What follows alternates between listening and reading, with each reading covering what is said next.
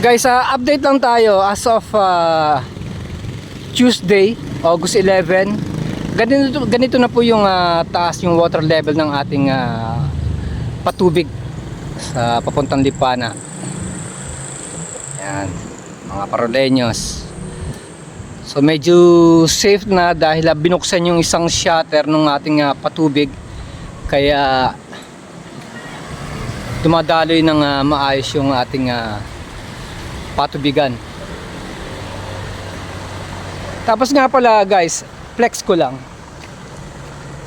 Kahit umuulan, yung mga team sayo nandito. Naabutan ko. Kasi inaayos po nila yung mga fault wiring sa street lights. Yan. Ito kilala ko to eh. Pangalan nito alam ko, Julius or Carlo. Yan. Inabutan ko sila guys. Ayan. Kasi marami rin tayo mga Paroleños na nagko-complain na madilim sa areas na to, kaya agad po nilang inaaksyonan.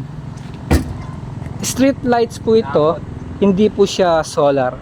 Marami po kasi nung bagyo, maraming napatid ng mga wiring. Nagdikit at nasunog. Ano bang bossing? Nagdikit at nasunog. Nagdikit siya tapos nasunog, kaya napupundi. Kaya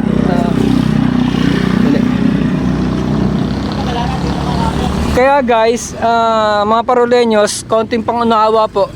Kung medyo pundido at madilim sa ating areas, unawayan natin na may kalamidad, may bagyo po, ano po.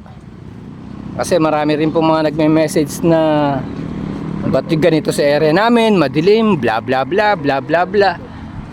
Kaya konting pangunawa lang po. Dahil hindi po humihinto yung mga